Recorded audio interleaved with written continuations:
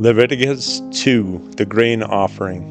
When anyone brings a grain offering to the Lord, their offering is to be of the finest flour. They are to pour olive oil on it, put incense on it, and take it to Aaron's sons, the priests.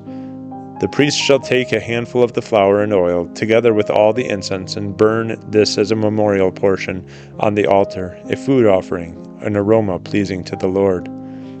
The rest of the grain offering belongs to Aaron and his sons. It is a most holy part of the food offerings presented to the Lord.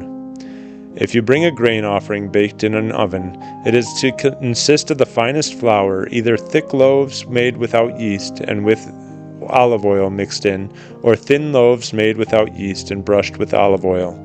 If your grain offering is prepared on a griddle, it is to be made of the finest flour mixed with oil and without yeast. Crumble it and pour oil on it. It is a grain offering. If your grain offering is cooked in a pan, it is to be made of the finest flour and some olive oil. Bring the grain offering made of these things to the Lord. Present it to the priest, who shall take it to the altar. He shall take out the memorial portion from the grain offering and burn it on the altar as a food offering, an aroma pleasing to the Lord. The rest of the grain offering belongs to Aaron and his sons. It is a most holy part of the food offerings presented to the Lord.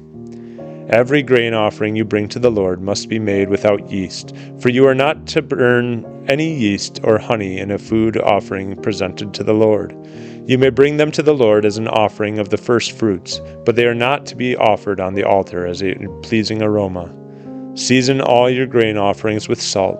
Do not leave the salt of the covenant of your God out of your grain offerings. Add salt to all your offerings.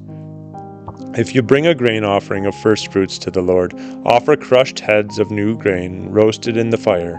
Put oil and incense on it. It is a grain offering. The priest shall burn the memorial portion of the crushed grain and the oil, together with all the incense, as a food offering presented to the Lord.